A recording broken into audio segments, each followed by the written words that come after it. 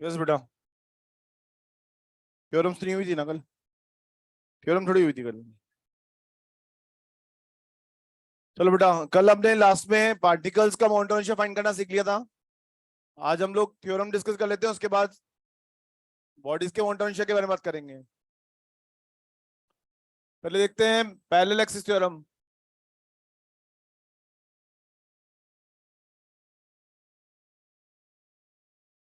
किसी भी सिस्टम या बॉडी के मोमेंटम रेशियो को रिलेट करने के लिए थ्योरम्स का यूज होता है बेटा।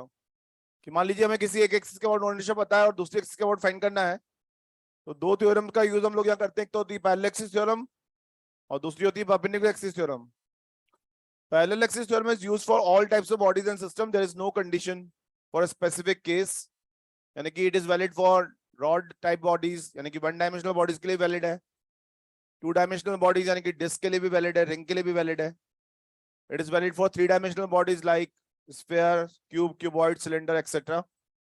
It is valid for all types of particle system also. मान लीजिए बेटा कोई भी एक बॉडी हमें गिवन है and we are taking one of the axis which is passing through center mass of the body or system. मान लीजिए सी जो है वो सेंटर मास है बेटा, इस बॉडी का सेंटर मास है। तो इस एक्सिस के बाद जो मोमेंट इनर्शिया इस बॉडी का या सिस्टम का आएगा उसको हम बोलते हैं आईसीएम। क्या बोलते हैं बेटा? तो जब भी हम पैरेलल एक्सिस थ्योरम अप्लाई करते हैं तो हमें हमेशा एक एक्सिस सेंटर मास से पास होते हुए लेनी होती है। सेकेंड एक्सिस जो हम लोग यहाँ लेते हैं वो इसके पैरेलल लेते हैं और it can be inside the body, it can B outside the body also. मतलब दूसरी एक्सिस जो लेंगे बेटा वो फर्स्ट एक्सिस के पैरेलल लेंगे। दोनों के बीच का परपेंडिकुलर डिस्टेंस हमें पता होना चाहिए, वो डी है। एंड लेट्स से बेटा मास ऑफ द बॉडी हमें गिवन है और वो m है। इस एक्सिस के अबाउट अगर हमें मोमेंट रेशियो फाइंड करना है इसी बॉडी का और अगर उसको I बोलते हैं हम, तो according to the parallel axis theorem I equal to होता है बेटा ICM plus MD square. This relation is called parallel axis theorem. इस रिलेशन को ही हम बोलते हैं पैरेलल एक्सिस थ्योरम। यहाँ ICM का मतलब है moment of inertia of the body और system about the axis passing through centre mass. I का मीनिंग है moment of inertia about the axis which is parallel to the first one. M mass of the body है और D distance, perpendicular distance है। अगर हम इसको किसी body के लिए अप्लाई कर रहे हैं तो बेटा M का मतलब होगा mass of the body and if you are applying for a particle system तो ये मास ऑफ सिस्टम होगा बेटा, किसी इंडिविजुअल पार्टिकल का मास नहीं होगा। मतलब जिस भी सिस्टम के लिए आप इसको अप्लाई कर रहे हो उसमें कंप्लीट सिस्टम का मास हमें लेना होगा और किसी बॉडी के लिए अप्लाई कर रहे हो तो बॉडी का मास लेना होगा। एंड डी मैंने बताई थी आप लोगों को, डी क्या है? परपेंडिकुलर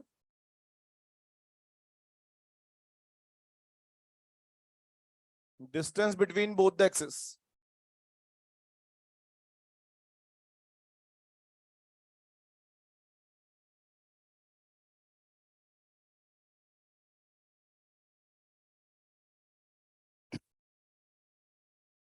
इसका यूज करने का के लिए एक एग्जांपल ले लेते हैं हम। कल हमने लास्ट में जो क्वेश्चन किया था उसी का यूज कर लेते हैं। लास्ट में क्वेश्चन किया था जिसमें हमने तीन पार्टिकल लिए थे और तीनों को एक इक्विलेटरल ट्रायंगल के वर्टिसेस पे प्लेस किया था।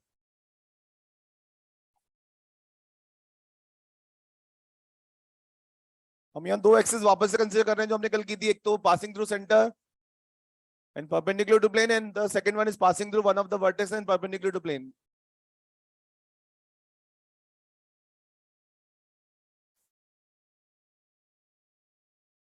Out of these two values I1 and I2, which is called ICM. I1 को हम बोलेंगे ICM और I2 को I बोलेंगे। And we can relate these two by the help of parallel axis theorem ना बेटा। क्वेश्चन इस तरह फ्रेम कर सकते हैं कि if I1 is MA square, then find I2। मान लीजिए हमने क्वेश्चन इस तरह बनाया कि I1 हमें गिवन है MA स्क्वायर और I2 हमें फाइंड करना है। बेटा ये जो ट्राइंगल है इसकी साइड लेंथ हमें गिवन है और वो है A। इक्विलेटरल ट्राइंगल है, how we can relate I2 with I1?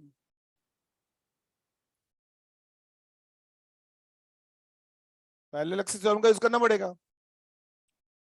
तो आई कैन से कि सॉल्यूशन इसका ये होगा बेटा कि यहां पर by parallel axis theorem, by the help of parallel axis theorem, I can say that क्योंकि I इक्वल टू बेटा ICM प्लस MT स्क्वायर होता है, तो यहाँ I की जगह आएगा I2, ICM की जगह आएगा I1. What is M? Mass of, that is 3m. And what is D? Distance between both the axes ना, distance between both the axes है ना, वो distance होती है a by रूट 3. तो यहाँ square of a by root 3 आएगा। हमें I1 की बने बेटा वो कितना है, I1 ma स्क्वायर है, और ये सॉल्व करने पर भी ma स्क्वायर आ रहा है। इसका मतलब आंसर क्या, कल I2 ma स्क्वायर आया, 2 ma स्क्वायर आया था ना, कल हमने सॉल्व किया था इसको, और I2 आया था 2 ma स्क्वायर, और यहां से भी वो 2 ma स्क्वायर आ रहा है। ठीक है, इसका यूज आगे और करेंगे बेटा, बट अभी हम अगली थ्योरम देखते हैं। मुझे बता बेटा, यहाँ पर अगर बहुत सारे एक्सिस ले लें हम, तो मिनिमम मोमेंट रेशियो कौन सा होगा, आईसीएम ही होगा, क्योंकि आई तो हमेशा आईसीएम से ज्यादा ही है ना, I will always be greater than ICM और नॉट, यानी कि आई और आईसीएम में अगर आईसीएम सबसे कम है, तो अगर और भी एक्सेस बना लेंगे तो सब सबसे कम मोमेंट रेशियो आईसीएम खुद ही होगा। यानी किसी भी सिस्टम का मोमेंट रेशियो अमंग सम पैरेलल एक्सेस सेंटर मास से पास होने वाले एक्सेस के बाद मिनिमम होता है। बोलो ठीक है।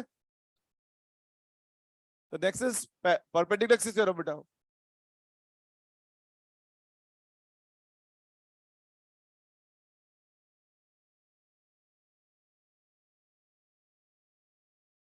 परपेंडिकुलर एक्सिस थ्योरम की कंडीशन होती है, it is valid for only for two-dimensional bodies.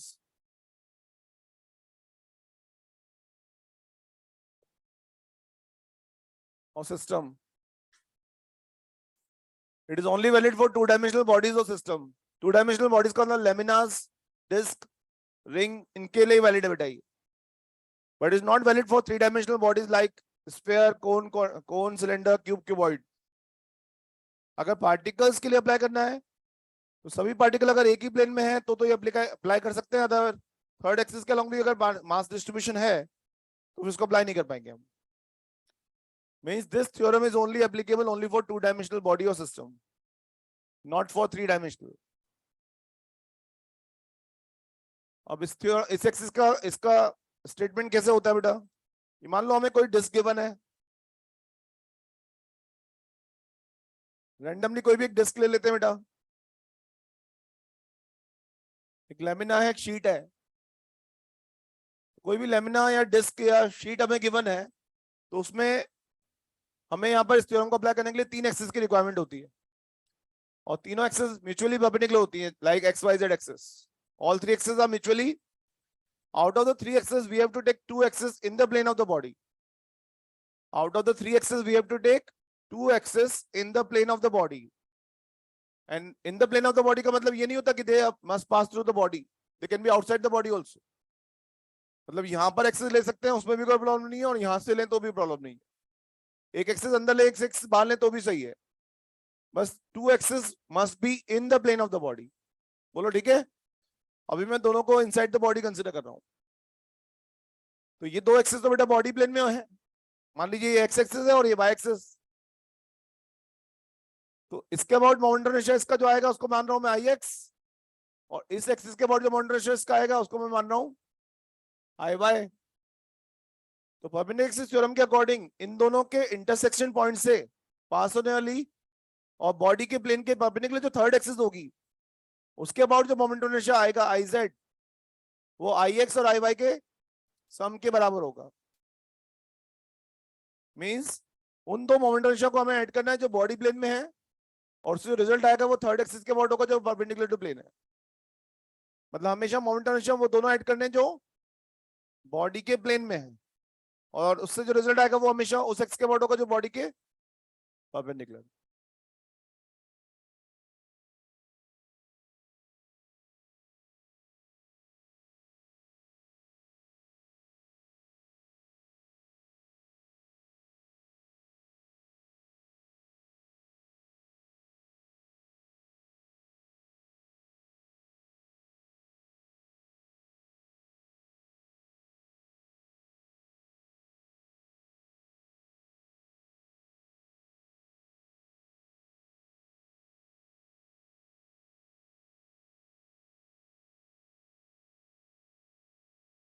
क्या हुआ बेटा?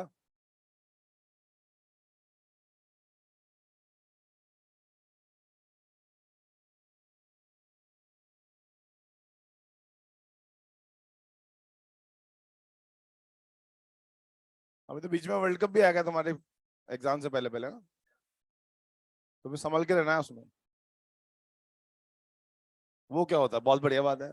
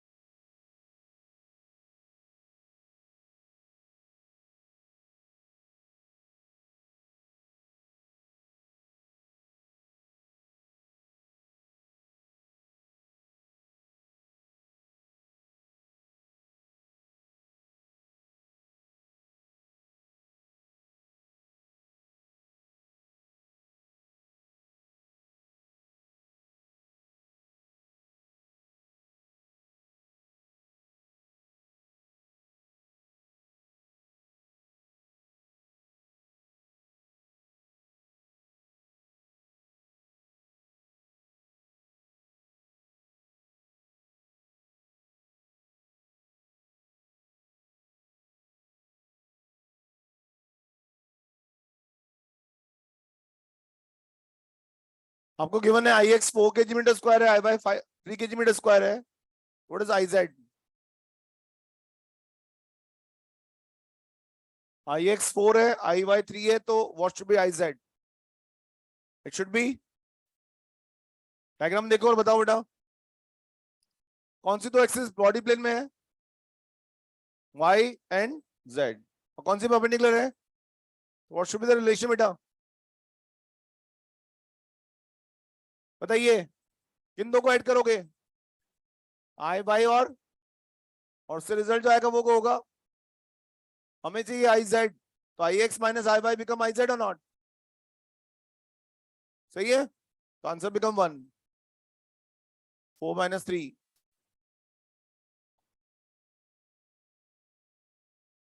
मीन्स हमेशा हमें बेटा ऐड करना उन दो को जो बॉडी प्लेन में है। यहाँ वाई और जेड बॉडी प्लेन में, दैट्स व्हाई वाई और जेड को ऐड कर दिया हम। ठीक है,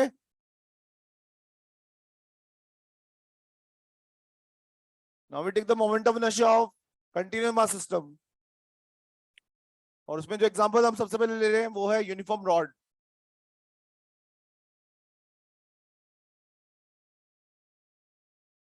moment of inertia of uniform rod.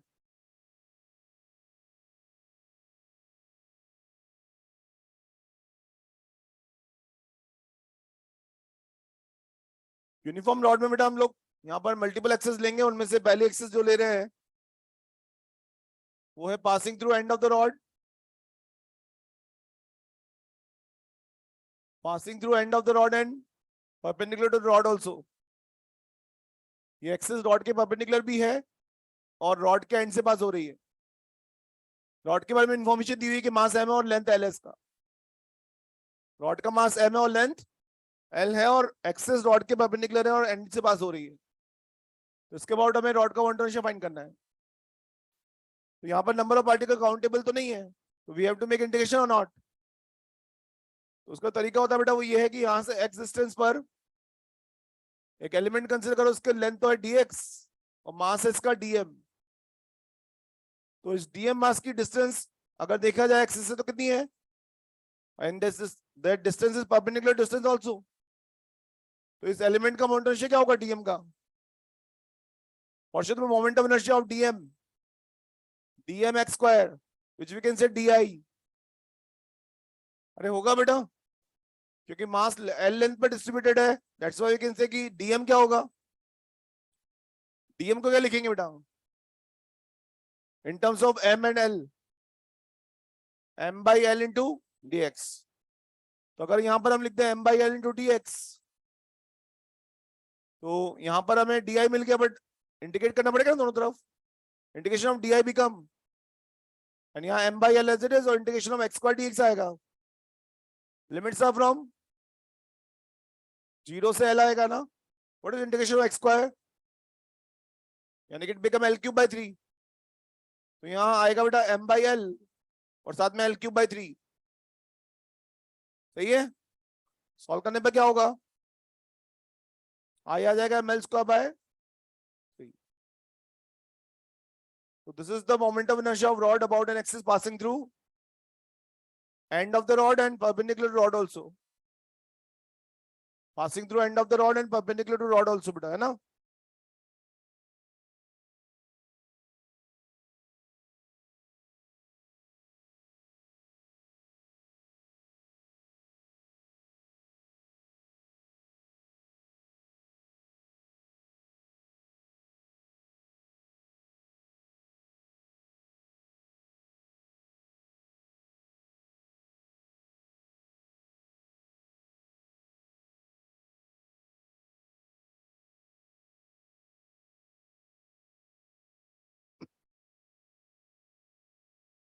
Second axis जो बेटा हम ले रहे हैं यहाँ पर वो है passing through mid point of the rod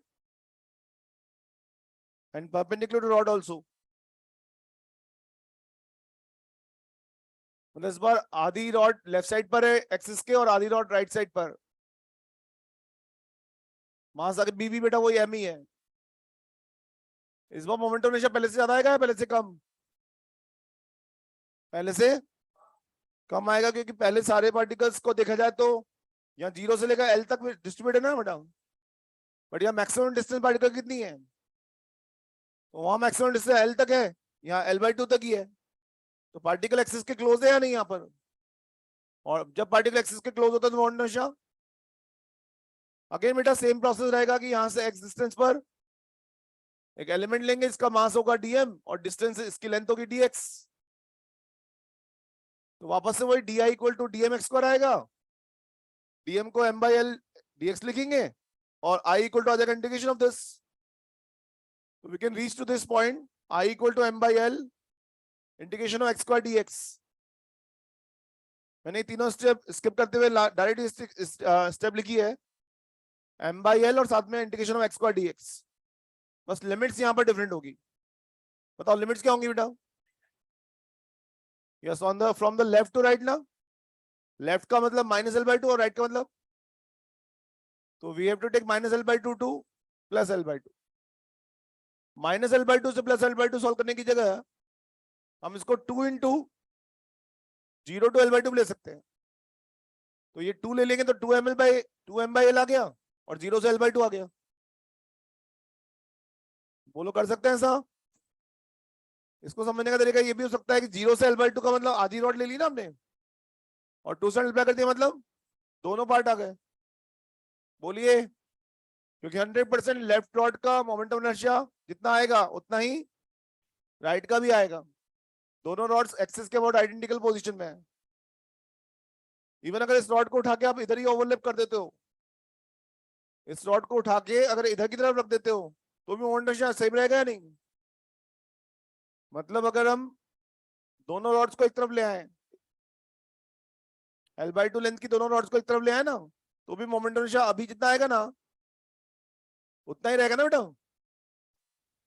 बोलिए, चलो बताओ what is the integration of x square? x³/3 रहेगा और लिमिट से 0 से L/2 तक. तो 2m/L या x³/3 में लिमिट रहेगी 0 से L/2. What is the cube of L/2? L³/8 आएगा और यहाँ 2ml/3l लिख सकते हैं. तो 2m/3l और साथ में L³/8, ये बचेगा L स्क्वायर और यहाँ बचेगा 4 into 3. आंसर फाइनली क्या आ रहा है बेटा? Yes, answer finally is ml²/12. ये moment of inertia of the rod about the axis passing through mid point of the rod and perpendicular to length. ये दोनों एक्सिस जो हमने अब तक लिए थे यार, पैरेलल एक्सिस आल्सो है ना बेटा. पैरेलल एक्सिस थ्योरम का यूज करना पॉसिबल था ना. इन दोनों में से आईसीएम कौन सा है, सेकंड या फर्स्ट? तो अगर पैरेलल एक्सिस थ्योरम का यूज करते हैं तो आई इक्वल टू होता है बेटा आईसीएम प्लस md². आई जो पहले वाला है वो आई की तरह लेंगे और यहाँ आईसीएम की जगह सेकंड. बोलो बेटा, तो फर्स्ट का आंसर क्या है? तो यहाँ ml²/3 आएगा. मान लीजिए आईसीएम हम फाइंड करना चाहते हैं ये सेकंड आंसर हम फाइंड करना चाहते हैं। What is the gap between this axis and and axis? L/2 लेंगे ना, तो यहाँ m और साथ में आएगा स्क्वायर ऑफ L/2। तो आईसीएम कितना आ जाना चाहिए बेटा? ml²/3 minus ml²/4। सॉल्व करने पर क्या आ रहा है बेटा? ml²/12 भी आ रहा है।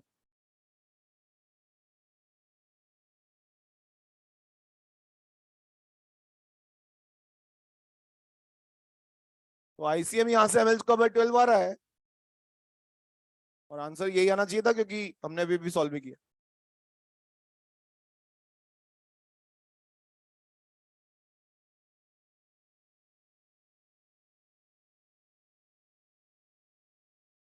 किसी भी तरह की बॉडी हो सकती है।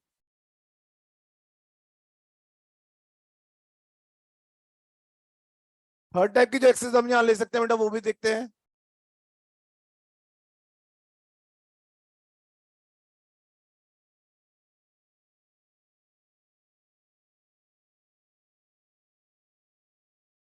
एक्सेस बेटा वर्टिकल है,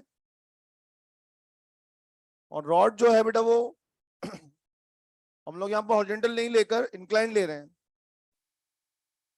means rod is not perpendicular to axis,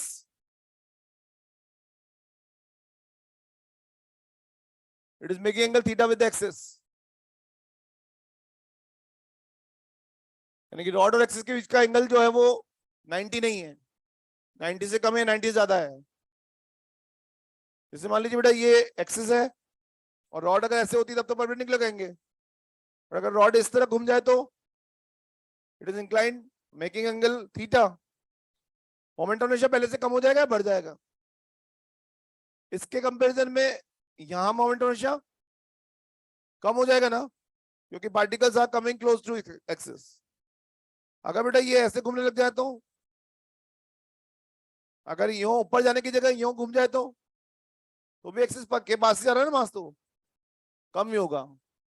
इस केस में अगेन बेटा वही मास m और लेंथ l की 1 है अपने को पूरी रॉड के लिए, और सॉल्व करने का तरीका अगेन वही रहेगा कि यहां से एक्सिस्टेंस पर एक एलिमेंट लेंगे जिसकी लेंथ होगी dx और मास होगा dm। बट क्या मोमेंट ऑफ इनर्शिया अब dm x² होगा? क्या इस एलिमेंट का moment of inertia dm x² होगा? नहीं, क्योंकि हमें हमेशा परपेंडिकुलर डिस्टेंस चाहिए होती है। तो बेटा यहां से हम परपेंडिकुलर डिस्टेंस लेंगे तो ये वाली डिस्टेंस होगी। अगर ये x है और ये थीटा, तो ये तो होगा x cos थीटा, और ये क्या होगा? मतलब यहां से यहां तक की डिस्टेंस को अगर r बोलता हूं तो r होगा x sin थीटा बेटा। तो हमें x की जगह भी यूज करना होगा x sin थीटा को। तो जो स्टेप हमने फॉलो की थी वही फॉलो होंगी अब वापस। di इक्वल टू आएगा dm, बट साथ में आएगा square of x sin theta rather than square of x की जगह x sin थीटा आएगा। तो बेटा पूरा प्रोसेस वही होगा जो हमने पहले फॉलो किया, बस x² sin स्क्वायर थीटा आ गया ना यहाँ पर। मतलब कौन सा फैक्टर एक्स्ट्रा है? कौन सा फैक्टर एक्स्ट्रा है बेटा? तो पूरी सभी स्टेप फॉलो होंगी बिल्कुल एज इट इज, बस एक फैक्टर एक्स्ट्रा जो अभी आ रहा है वो लास्ट तक आएगा। यानी कि आंसर में क्या चेंज आ जाएगा? ml²/3 आएगा, बट साथ में sin स्क्वायर थीटा एक्स्ट्रा आएगा बेटा। अगर यहाँ थीटा को हम 90 डिग्री ले लें तो आंसर ये आ रहा है या नहीं वापस? वहां पर थीटा को 90 पुट करने पे आंसर यही आ रहा है ना, 100% यही आंसर वापस आ जाएगा। बट sin स्क्वायर थीटा के साथ अगर देखें तो this answer is less than ml²/3 और नॉट? ये आंसर पहले से छोटा है या बड़ा है? ml²/3 से डेफिनेटली कम है।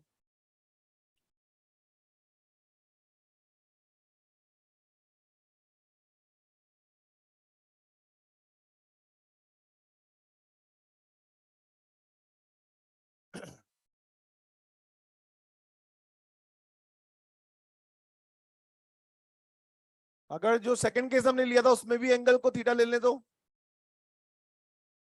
पासिंग थ्रू मिड पॉइंट वाले केस में,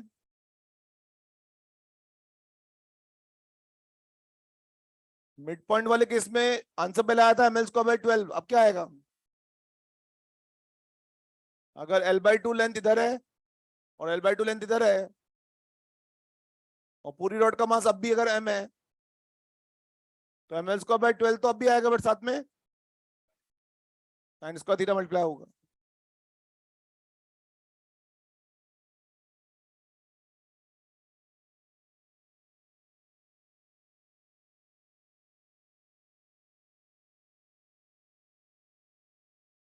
क्योंकि बेटा एक्सिस के क्लोज से लगे ना पार्टिकल, ये वाला पार्टिकल यहां से घूम के इधर आ गया, मतलब एक्सिस के पास आ गया ना। तो जब पार्टिकल की डिस्टेंस एक्सिस से कम होगी पहले के कंपैरिजन में, तो फॉर्मूला mr² में r कम होगा तो I कम होना चाहिए ना। पार्टिकल्स पहले दूर है या अब दूर है?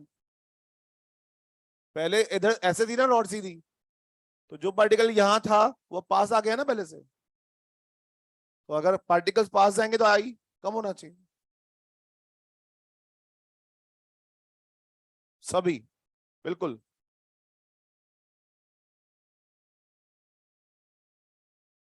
भाई पार्टिकल्स, देखो ये आप सोचिए कि ये पार्टिकल, लास्ट वाला पार्टिकल जितनी डिस्टेंस पर था, वो अब उसके कंपैरिजन में साइन थीटा फैक्टर से पास आया है। पहले डिस्टेंस जिसकी l/2 थी, अब वो l/2 साइन थीटा है। मतलब जो डिस्टेंस पहले थी उसके कंपैरिजन में हर डिस्टेंस साइन कंपोनेंट से मल्टीप्लाई हुई है। तो डिस्टेंस अगर साइन कंपोनेंट से मल्टीप्लाई हुई तो आई sin² थीटा से मल्टीप्लाई होगा। r become sine theta times, तो I become sin² theta times.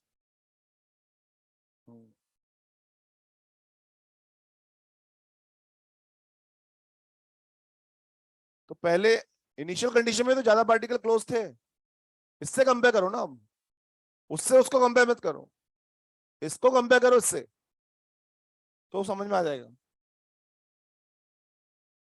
ठीक है बेटा, अब रॉड के कॉम्बिनेशन ले लेते हैं। चारों फॉर्मूला लर्न करना है। ml²/3 पहला आंसर था, ml²/12 दूसरा आंसर है, और तीसरे और चौथे आंसर में केवल एक ही चेंज है, sin² थीटा। बोलो ठीक है।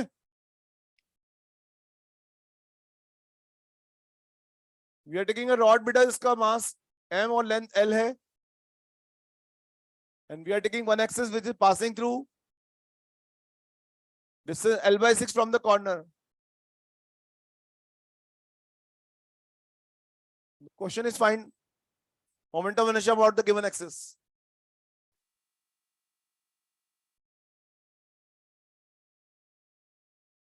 Find moment of inertia about the given axis.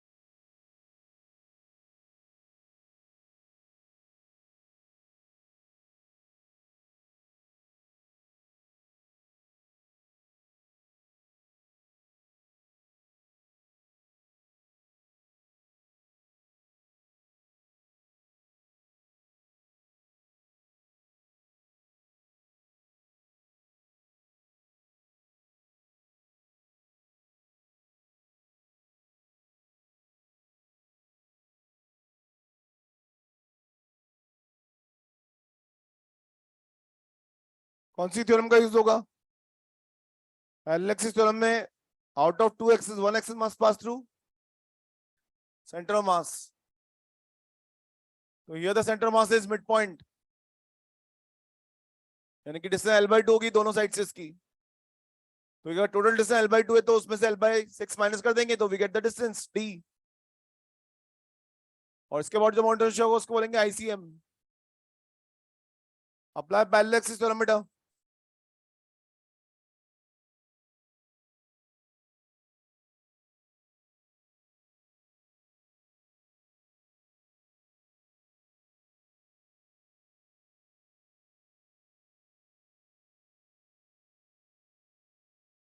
Answer is 7/36 ml²। देखो पहले तो डी फाइन कर लेते हैं, डी आ जाएगा l/2 माइनस l/6, सॉल्व करने पर l/3 आ जाता है। अब हम अप्लाई करेंगे पैरेलल एक्सिस थ्योरम। तो by parallel axis theorem I can write that I equal to होगा ICM plus MD square. ICM हम जानते हैं ml स्क्वायर बाय 12 होता है रॉड के लिए, है ना। ICM होगा ml square by 12 for rod, MD square में D लेंगे हम L बाय 3, तो this become ml square by 12 plus ml square by 9। Solve करोगे बेटा इसको तो आंसर आएगा 7 ml स्क्वायर बाय 36। सिंपल है ना। प्रोसेस समझ लीजिए, out of the two axes we have to take one axis passing through centre mass, distance find कीजिए और उसके बाद पैरेलल एक्सिस थ्योरम अप्लाई कीजिए। ठीक है बेटा, अगला क्वेश्चन करते हैं।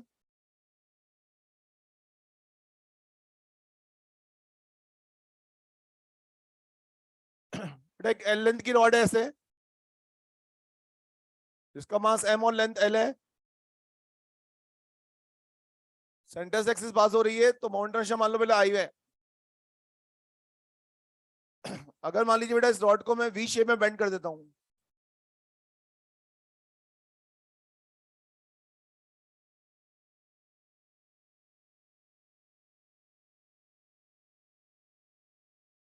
ठीक है, and the total angle become 60 degree, then find out the I dash in terms of I, mass और लेंथ रहने दो, find out the I dash in terms of I.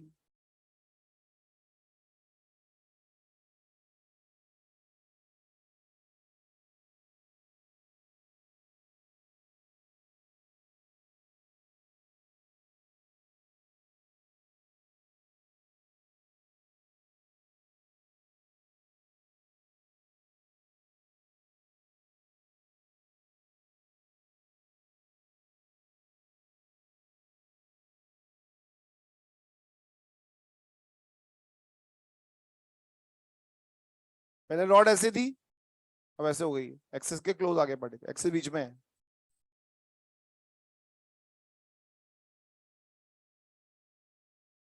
The rod is bent in terms of in the shape of V, I by 2 आ रहा है, देखते हैं।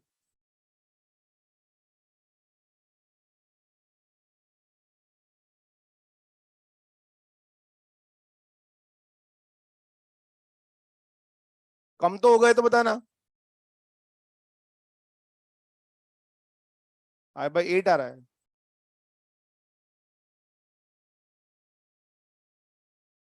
जो angle हमें use करना है वो लेंगे हम हाफ एंगल। हाफ एंगल कितना है, तो the factor that we multiplied here is sin square 30। What is sin 30? Answer become 1/4 times moment of inertia जो भी था पहले, वो sin स्क्वायर थीटा टाइम हो जाएगा ना। भाई पहले एंगल 90 जो था वो 30 डिग्री रह गया है, जो एंगल पहले 90 था अब कितना रह गया है, तो the value become sin square theta times और नॉट। नहीं समझ में आ रहा है भाई, पहले जो एंगल 90 हुआ करता था अब थीटा रह गया है, और थीटा 30 डिग्री है या नहीं। अभी आपको समझाया कि answer become sin square theta times, answer become sin square theta times, yes और नो। 100% sin स्क्वायर थीटा यहाँ पे 1/4 आ रहा है, sin स्क्वायर 30 इज 1/4, तो आंसर ऑल्सो बिकम 1/4 टाइम्स। जैसे भी समझो 100% आंसर 1/4 टाइम्स आएगा। अब अगर इसकी कैलकुलेशन करते हो तो यू नो दैट आई होता है ml स्क्वायर बाय 12। पूरी रॉड का एक साथ कैलकुलेट कर सकते हो ना आप, या फिर आधी रॉड का कैलकुलेट करो और दूसरा मल्टीप्लाई करो। आधी रॉड का मोमेंट रेशियो कैलकुलेट करके दूसरा मल्टीप्लाई करने पे भी ये आना चाहिए या नहीं। आधी रॉड का लेंथ कितना, मास कितना, और वो एक्सिस रॉड के एंड से पास हो रही है या नहीं।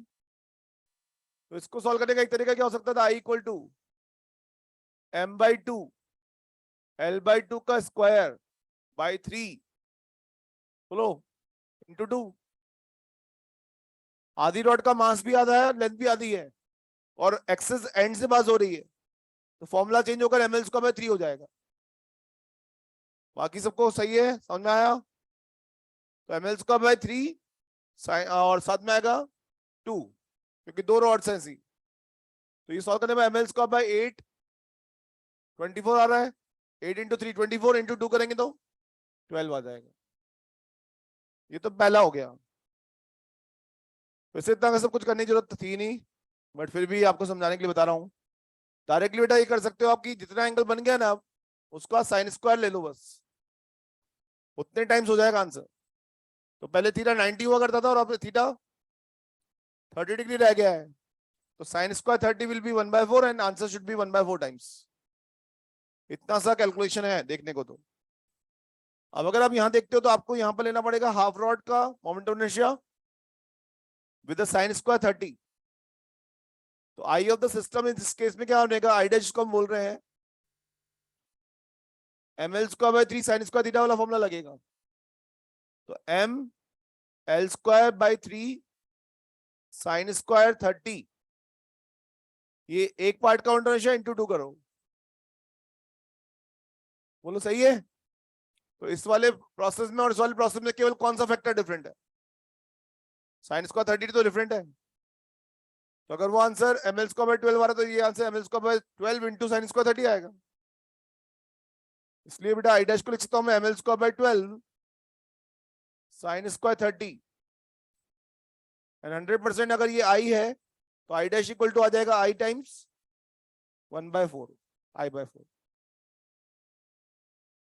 तो मैं जो डायरेक्ट समझाना चाह रहा था वो भी यही था कि answer become sine square theta times I become sine square theta times. अगला क्वेश्चन लिखिए बेटा।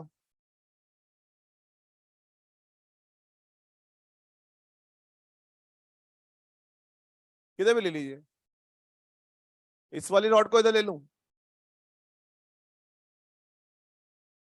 इस रॉड को यहां से उठा के इधर ले लो, एक ही बात है। ये थीटा एंगल इधर बन रहा है, ये थीटा एंगल इधर बना दो या इधर बना दो, सबका मतलब एक ही है। रॉड और एक्सिस के बीच का एंगल थीटा होना चाहिए बस।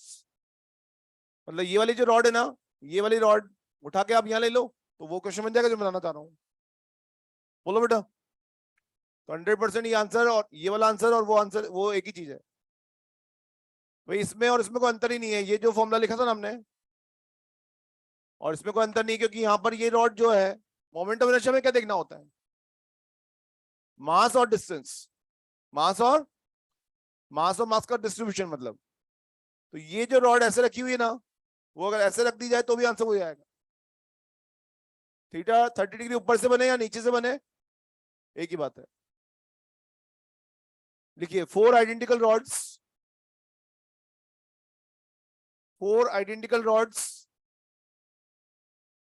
each of mass m and length L, 4 identical rods each of mass m and length L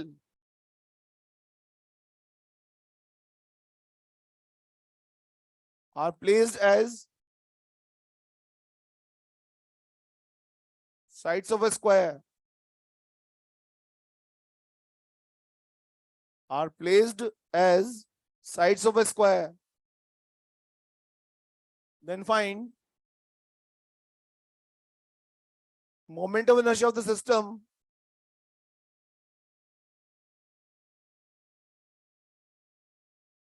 about following axis. About following axis. First लिखिए passing through one of the rod या passing through one of the side लिखो, passing through one of the side.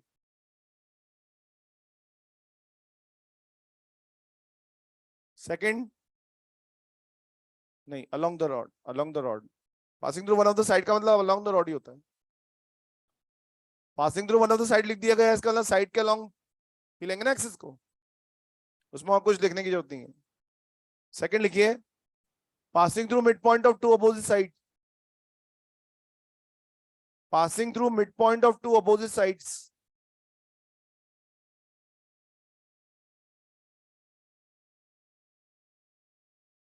Third लिखिए बेटा passing through one of the diagonal,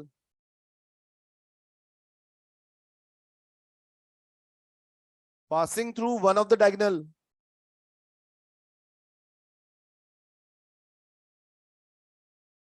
and चौथा लिखिए passing through centre of square and perpendicular to the plane.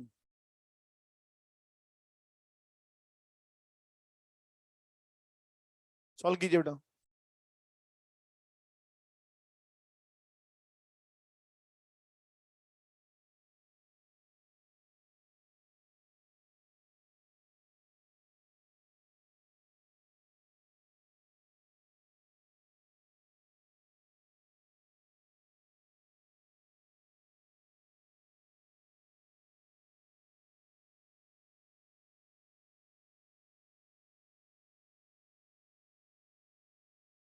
First axis इस तरह से ले लेंगे, इसको I1 नाम दे देते हैं.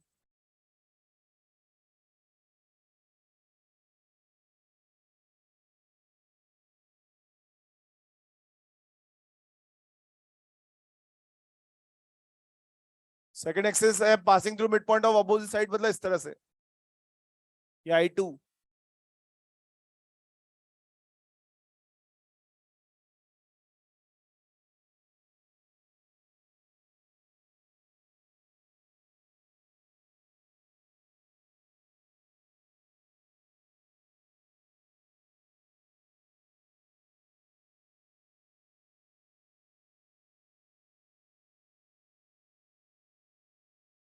थर्ड एक्सिस बेटा इस तरह से लेंगे, passing through one of the diagonal I3.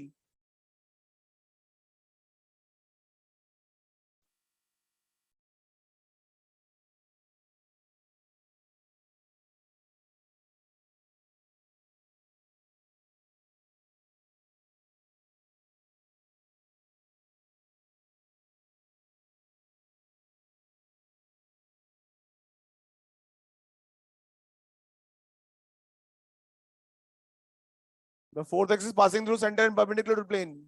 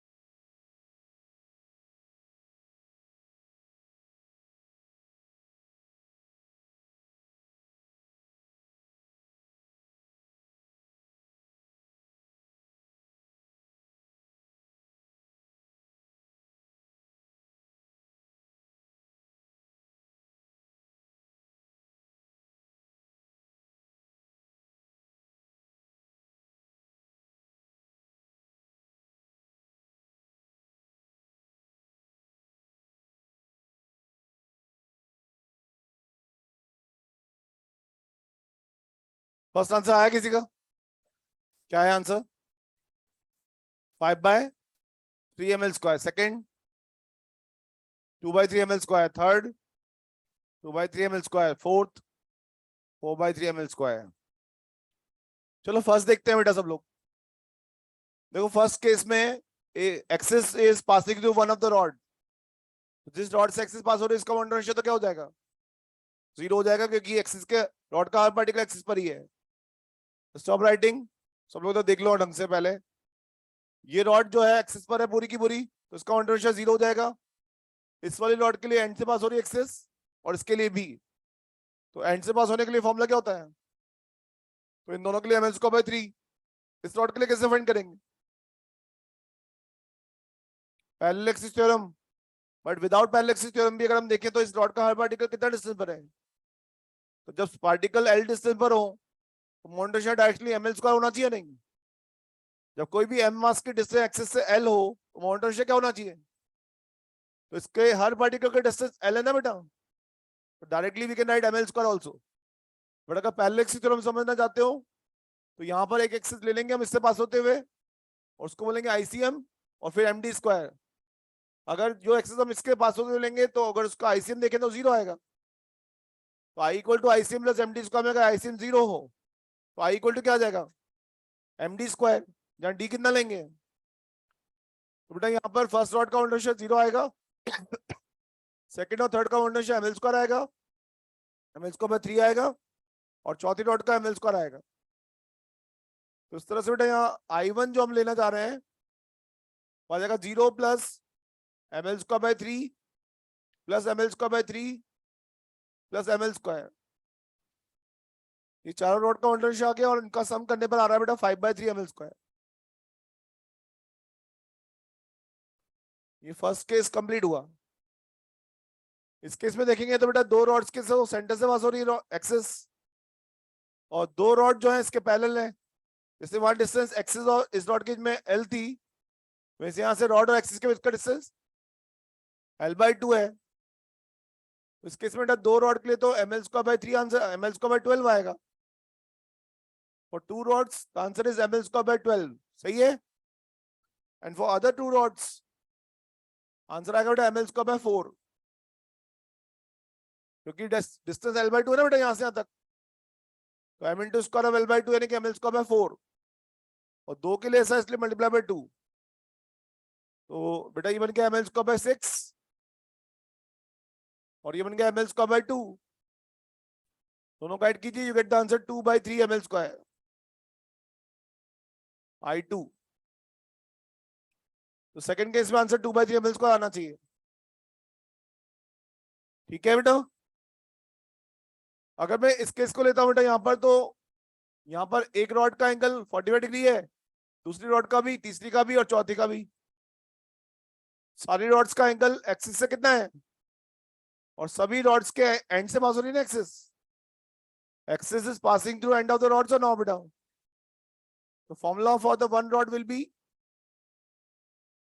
ML square by 3 sine square theta, यानी कि साइन स्क्वायर 45, साइन 45 1/√2 तो स्क्वायर करने में 1/2 आएगा, तो it become ML square by 6। And here we have the 4 rods ना बेटा। तो थर्ड केस में आएगा 4 into I of 1 rod, 4 ml square by 6, which finally become 2/3 ml square. आया answer. And now the last one. अगर बेटा यहां पर हम देखें तो ये रॉड का सेंटर है, and if I take this axis as a one of the axis and the second one is this, these two are parallel axis theorem ना। ये इस रॉड का सेंटर मास है या नहीं बेटा, तो रॉड का पोटेंशियल क्या होगा, ml स्क्वायर बाय 3 या 12 होगा। व्हाट इज द डिस्टेंस, तो अगर हम रॉड बाय रॉड कैलकुलेट करें तो ICM plus MD square apply कर सकते हैं। तो एमएल स्क्वायर बाय 12 आएगा, और साथ में एम L/2 का स्क्वायर यानी कि एमएल स्क्वायर 4 आएगा, विच बिकम एमएल स्क्वायर बाय 3। किसी एक रॉड का पोटेंशियल आ गया ना बेटा ये। How many rods are there, I of the system यानी कि I4 become 4 times I of one rod, which become 4 ml square by 3। तो एक तो तरीका ये है by using parallel axis theorem, पर सेकंड या थर्ड का यूज करते हुए फोर्थ कैलकुलेट कर सकते हैं क्या, सेकंड या थर्ड में से किसी एक का यूज करते हुए कर सकते हैं क्या फोर्थ कैलकुलेट। सेकंड का करेंगे या फोर्थ का, थर्ड का। थर्ड का नहीं कर सकते, दोनों का कर सकते हैं। देखो अगर ये I2 है ना बेटा, तो here we can take the similar axis which is let's say I2 dash। तो I2 अगर 2/3 ml स्क्वायर, तो I2 dash क्या होगा, 2/3 ml स्क्वायर ही होगा ना, क्योंकि दोनों एक्सिस एक जैसी है या नहीं। और अगर मैं दोनों एक्सिस को प्लेन में ले रहा हूं तो third axis perpendicular to plane ले सकता हूं। Ix अगर ये है, ये Iy, तो this will be Iz, Ix plus Iy equal to that is I4 or not। So I can write that I4 can be I2 plus I2 dash, और ये 2/3 ml स्क्वायर और ये भी, तो answer become 4/3 ml square. Answer become 4/3 ml square. Yes और no बेटा? इसका use करोगे, कैसे करोगे बताओ मुझे, बताओ किसी भी स्क्वायर के दोनों डायगोनल्स का एंगल क्या होता है? तो अगर ये I3 है और इसको I3 डैश मान लूं मैं, तो these are two perpendicular axis हो ना बेटा? And again I can say कि अगर ये x एक्सिस है और ये y एक्सिस है, तो I can consider this as, अगर ये 2/3 ml स्क्वायर तो ये भी, तो here we can take a relation that I4 can be written as I3 plus I3 dash, और इसकी हेल्प से भी आंसर वही 4/3 ml स्क्वायर आ रहा है। इवन उल्टा भी कर सकते थे या नहीं? अगर आप फोर्थ आंसर पहले कैलकुलेट कर लें, you can calculate second and third by the help of this same theorem. ऐसा करते ही हम रिंग और डिस्क में, रिंग और डिस्क में ऐसा ही करते हैं हम, कि पहले हम परपेंडिकुलर एक्सिस का आंसर फाइंड कर लेते हैं, उसके बाद पैरेलल एक्सिस का, मतलब इन द प्लेन वाले का फाइंड करते हैं। अगर बेटा ये आंसर ml का 4 ml का 3 है, कितना है? 100% ये आंसर या ये वाला आंसर इसका आधा होना चाहिए ना, क्योंकि अगर मैं इसको आई मानता हूं तो ये भी आई है, 2i विल बी दिस और ना बेटा? इन दोनों का सम होगा 2i, and 2i must be equal to 4/3 ml square not, तो आई आ जाएगा 2/3 ml स्क्वायर। मतलब अगर ये पता है तो वो दोनों पता कर सकते हो, वो दोनों में से कोई एक पता है तो ये पता कर ले। ठीक है बेटा? चलो इसका तो हम पूरी लिस्ट जो हमारे को दी हुई है वो डिस्कस करते हैं, स्टार्टिंग फ्रॉम रिंग। फॉर्मूलाज याद है सबको? किस किस को पूरी लिस्ट याद है? हाँ एक दो छोड़ दो, कल कोई बात नहीं, मैक्सिमम किस किस को याद है? चलो स्टार्ट करते हैं, कौन कौन से हैं लिस्ट तो देखें पहले कौन कौन सी है। शेप कौन सा है सबसे पहले? रिंग के कितने फॉर्मूलाज हैं? 4 है। ऐसा कुछ पता है? पढ़े। रिंग और रिंग के बाद है डिस्क। रिंग का पहला फॉर्मूला है, एक्सिस का डिस्क्रिप्शन बताओ। रिंग की पहली एक्सिस क्या होती है बेटा? Passing through centre and perpendicular to plane. Passing through centre and perpendicular to plane होती है, और उसका आंसर होता है mr स्क्वायर। क्या होता है? जबकि डिस्क पे सेम एक्सिस का आंसर mr स्क्वायर बाय 2 होता है। रिंग में पहली एक्सिस का आंसर है mr स्क्वायर, तो डिस्क में पहली एक्सिस mr स्क्वायर से स्टार्टिंग करेगा रिंग में, तो रिंग में यूनिफॉर्म रिंग है बेटा ये,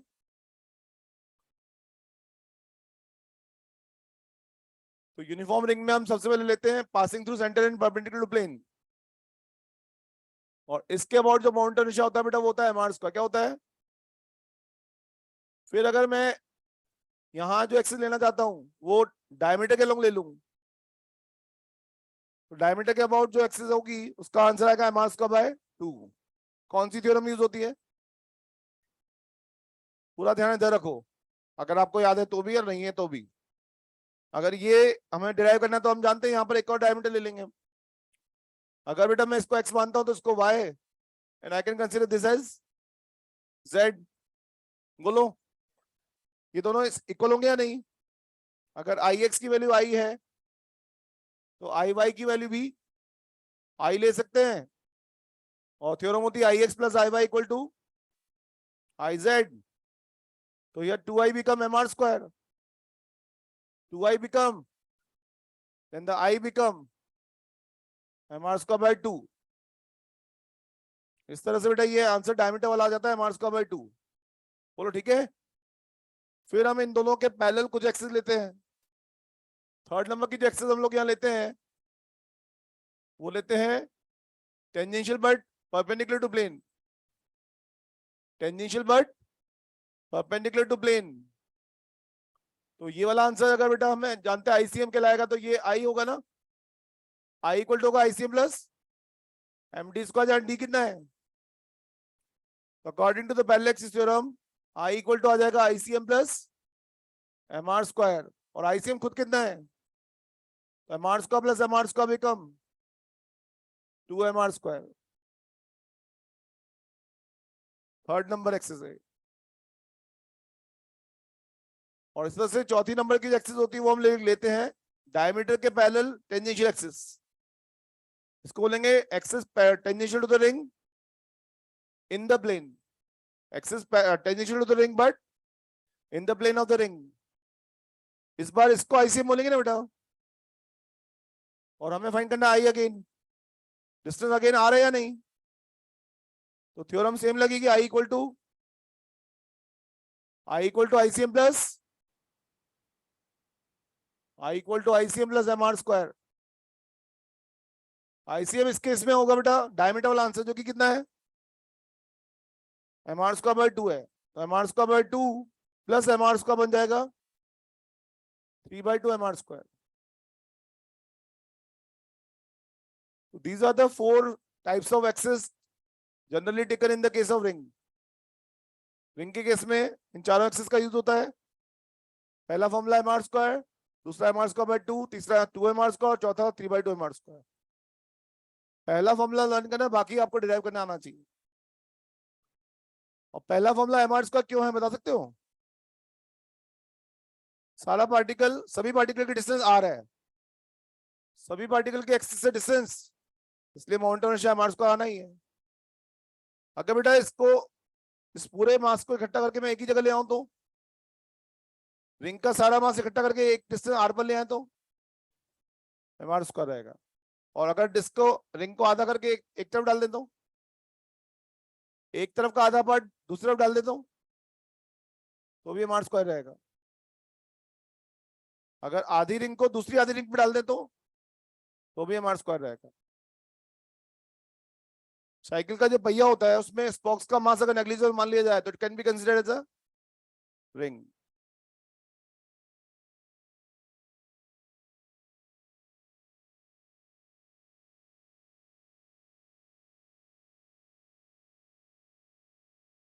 नहीं, ICM आप प्लेन में भी मान सकते हैं, परपेंडिकुलर मान सकते हैं। आपको जिस एक्सिस के अबाउट कैलकुलेट करना है वो एक्सिस कैसी है उसको देखना जाता है। जैसे यहाँ पर देखो, इस केस में ICM हमने लिया परपेंडिकुलर टू प्लेन, क्योंकि हमें एक्सिस जो लेनी थी वो भी परपेंडिकुलर टू प्लेन थी। यहाँ ICM लिया इन द प्लेन, क्योंकि जो एक्सिस हमें कैलकुलेट करनी वो इन द प्लेन है। तो ये वाला ICM अलग है और वो वाला ICM अलग है। Infinite axis are possible passing through centre mass. Centre mass से पास होने के लिए इनफाइनाइट एक्सिस पॉसिबल है, सभी ICM एक जैसे नहीं होते। हाँ भाई, इन चारों में किसी में कोई डाउट है? हाँ, तो after this we can take the disc. Uniform disc का मोमेंटम अगर हमें फाइंड करना है,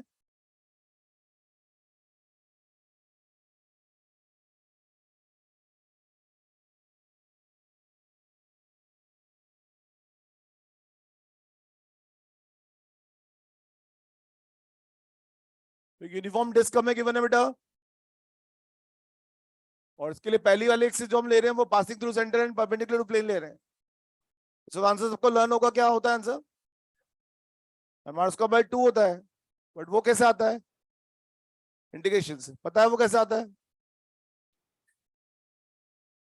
देखो, we can consider the disc as a collection of rings, combination of rings. देख लीजिए, इसका छोटा सा डेरिवेशन है, यहां से एक्सिस्टेंस पर एक dx बिट की रिंग कंसीडर करेंगे बेटा हम।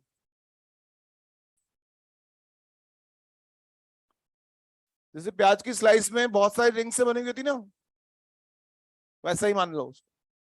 प्याज की जो स्लाइस होती है उसमें बहुत सारी रिंग्स होती हैं, कॉन्सेंट्रिक रिंग्स होती ना, वैसे बहुत सारी कॉन्सेंट्रिक रिंग्स होगी। यहाँ पर सेंट्रल रिंग की रेडियस 0 होगी और आउटर मोस्ट रिंग की रेडियस कैपिटल R होगी। सबसे छोटी रिंग अंदर होगी और रिंग की रेडियस बढ़ती जाएगी बाहर की तरफ जाएंगे तो मान लीजिए बेटा, छोटी सी रिंग जो हमने ली है उसका मास है dm और रेडियस कितनी इसकी, तो इस छोटी सी रिंग का मोमेंटम क्या होगा? बातें नहीं करो ढंग से, था देखो, dm x स्क्वायर होगा। अब हमें ऑब्वियसली dm को लिखना पड़ेगा इन टर्म्स ऑफ x। ये पूरा मास कितने एरिया में डिस्ट्रीब्यूटेड है? तो मास पर यूनिट एरिया आ जाएगा m/πr स्क्वायर। इसमें हम वो मास पर लेंथ इंटू लेंथ लेते थे ना, m/l इंटू dx। पूरा ध्यान सुनो, जब हम रॉड की बात कर रहे थे तो मास पर यूनिट लेंथ इंटू लेंथ लिया था हमने, m/l into dx, lambda dx इसको हम कहते हैं। यहां लेंगे हम लैम्डा की जगह सिग्मा, सिग्मा मतलब मास पर unit area into DA small area. Area मतलब इस पार्ट का लेंथ, एरिया जो हमने कंसिडर किया है।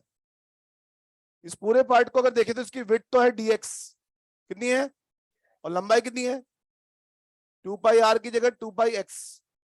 अगर इस पूरे ब्लैक कलर के शेडेड पोर्शन को हम उठा के ऐसे ब्रेक करके चौड़ा कर देते हैं तो इट बिकम अ स्ट्रिप और नॉट, जिसकी विड्थ होगी dx और लेंथ होगी 2 पाई x। तो if we consider length as 2 pi x and width as dx तो एरिया बिकम लंबाई और चौड़ाई, है ना बेटा, लेंथ इनटू विड्थ। तो लंबाई तो हो गई 2 पाई x और चौड़ाई होगी dx। एरिया तो यहाँ 2 पाई x dx आ जाएगा बेटा टू गेट द एरिया। इस ब्लैक शेडेड पार्ट का एरिया हो जाएगा 2 pi x dx, length into width. समझे क्या? और ये जो x डिस्टेंस पर एलिमेंट लिया है इसकी विड्थ है dx, कितनी है विड्थ, और पूरी लंबाई है 2 पाई x, तो एरिया हो जाएगा 2 पाई x dx।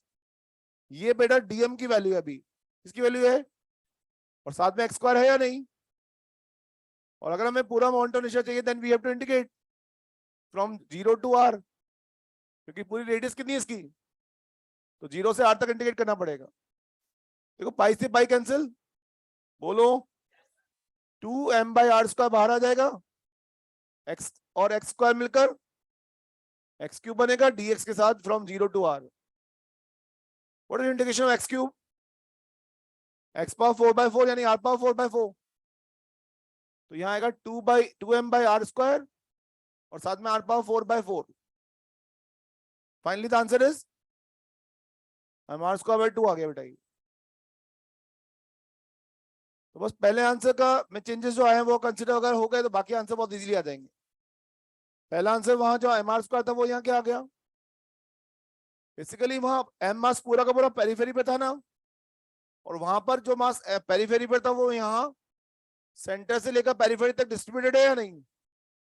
इसका मतलब पार्टिकल्स एक्सिस के क्लोज आए या दूर गए, मोमेंटम से कम होना चाहिए बढ़ना चाहिए, इसलिए कम हो गया। Means for the two ring and disc having same mass and same radius momentum ratio of disk must be less than the ring, होना चाहिए ना। तो डिस्क का मोमेंटम रेशियो कम होना चाहिए, कम होता है, और रिंग का ज्यादा होता है सेम मास और रेडियस के लिए। अब बेटा यहाँ पर बाकी थ्योरम एज इट इज लगा देंगे। अगर ये आंसर mr स्क्वायर की जगह mr स्क्वायर बाय 2 है तो थ्योरम देखो ये वाली आधा हो गया था ना answer, mr square by 2 become mr square become mr square by 2। ये अगर mr स्क्वायर बाय 2 है तो ये become this become mr square bye 4। और डायमीटर वाला आंसर इस केस में mr स्क्वायर बाय 4 होता है। क्या होता है,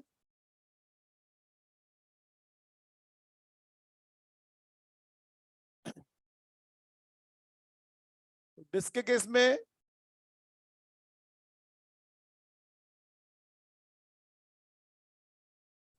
में डायमीटर वाला आंसर आ जाएगा बेटा mr स्क्वायर बाय 4। तीसरी एक्सिस जो हमें लेनी होती है यहाँ पर वो लेनी थी perpendicular to plane and tangential. ये आंसर कितना है बेटा, mr स्क्वायर बाय 2 है ना। डिस्क के केस में सेंट्रल एक्सिस का आंसर क्या है, और यहां पर थ्योरम कौन सी लगेगी, तो ICM plus mr square become this become 3 by 2 mr square. और अगर चौथा एक्सिस लेंगे तो इसमें चौथी एक्सिस होती है tangential but in the plane. तो ये वाला आंसर है अपने पास mr स्क्वायर बाय 4, और उसमें अगर mr स्क्वायर ऐड कर दें तो it become 5 by 4 mr square.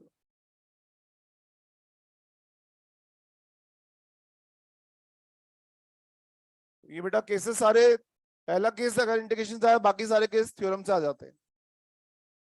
Learn this 8 answers, और सबसे ज्यादा यूजफुल अगर कुछ है तो यही है रिंग एंड डिस्क।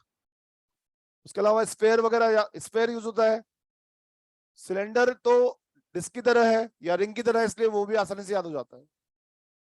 तो ये 8वां आंसर मेन है, अभी तो इनको याद करो पहले। 4 आंसर ये हैं, 4 आंसर ये हैं, चारों बाय हार्ट याद होनी चाहिए, अच्छे से समझ में भी आना चाहिए कि कैसे हुआ है। पहला आंसर के बाद बाकी आंसर्स कैसे कैलकुलेट किए गए वो याद होना चाहिए, पता होना चाहिए।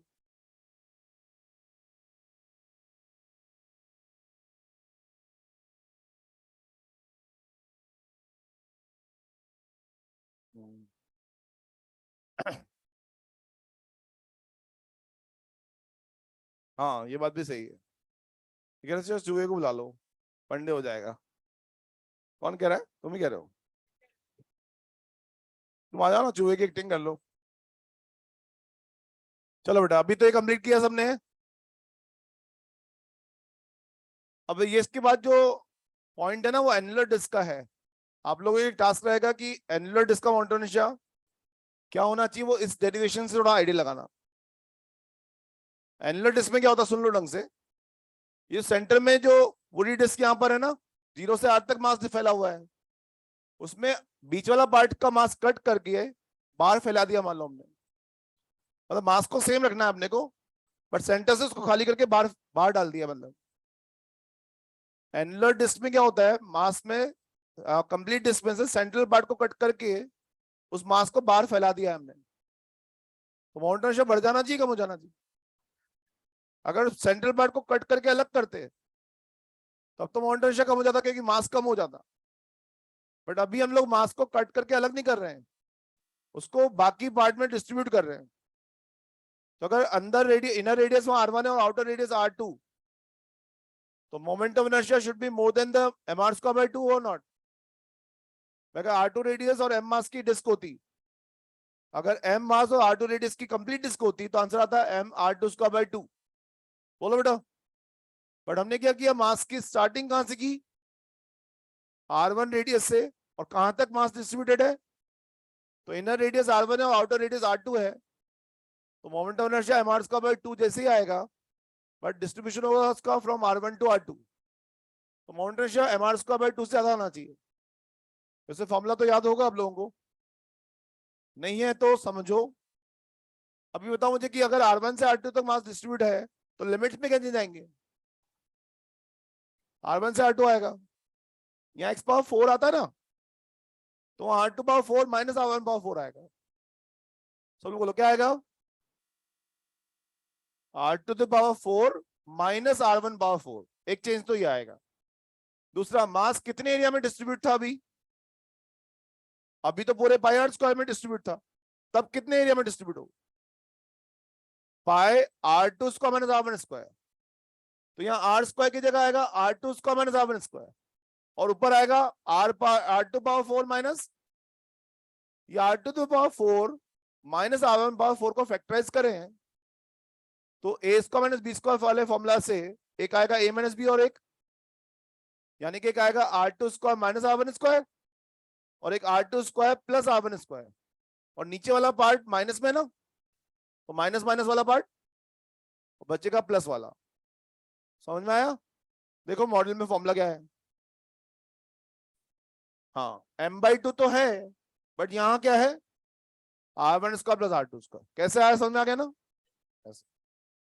ठीक है बेटा, दो ही फॉर्मूला है उसमें, एक तो ये वाली एक्सेस लेनी है और एक डायमीटर वाली एक्सेस लेनी है। डायमीटर वाला आंसर इसके कंपेरिजन में आधा होता है ना, ये डायमीटर वाला आंसर इससे कंपेरिजन में आधा होता है, नहीं होता बेटा? अगर ये mr²/2 है तो ये mr²/4 है। उस केस में वो m/2 R1² प्लस R2² है, तो यहाँ m/4 R1² प्लस R2² हो। बोलो ठीक है। ये 10 क्वेश्चन 10 फॉर्मुलाज कंप्लीट हुए अपने। स्फीयर का फॉर्मूला डायरेक्ट याद करना होता है। स्फीयर का सेंट्रल एक्सिस का फॉर्मूला 2/5 होता है, 2/5 r² होता है, याद है? सेंट्रल एक्सिस वाला फॉर्मूला, सेंट्रल एक्सिस वाला फॉर्मूला, और उसमें mr² ऐड कर दो तो टेंजेंशियल वाला आ जाता है। क्या? 7/5 mr²। 2/5 mr² plus mr² become, और होलों में स्टार्टिंग होगी 2/3 से, तो 2/3 mr², और दूसरा 5/3 mr²। बोलो ठीक है। इस तरह से हो जाता है बेटा। सिलेंडर वाला पार्ट नेक्स्ट टाइम पे लेते हैं हम। चलो भाई, फंडे इसको भेजना जरा।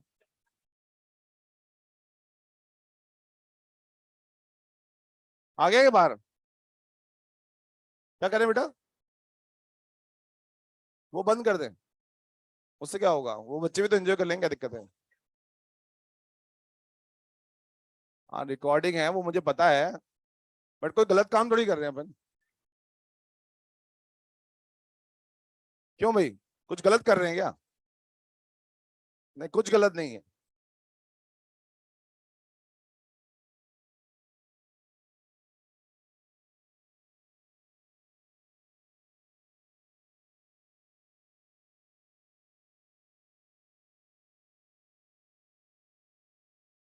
हाँ तो यूट्यूब पे डल भी जाए।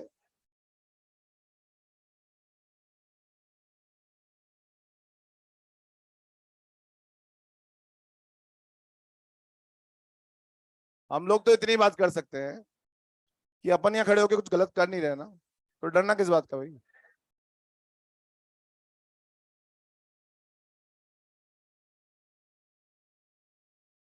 चलो बेटा, कोई सिंगल परफॉर्मर है आपकी क्लास में?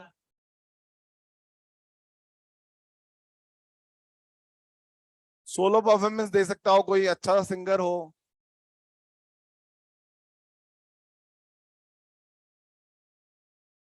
हाँ बेटा आ जाओ, जल्दी से आ जाओ। देखो इस तरह की परफॉर्मेंस देने का मौका जो मिलता है आपको जीवन भर याद रहेगा कि हाँ आपने गाना सुनाया था अपनी क्लास में। क्योंकि बार बार थोड़ी करनी कोचिंग, बार बार करनी है क्या? इस साल काफी है ना? हाँ तो आ जाओ, फिर आ जाओ जल्दी से। जैसे कॉलेज का अपना एक्सपीरियंस होता है, वैसे इन 2 सालों का भी अच्छा एक्सपीरियंस होना चाहिए ना। मतलब अंदर, मतलब बैठ के तो बहुत कुछ बोल देते हैं, बट यहाँ से नहीं आना। यहाँ के बोलो आओ।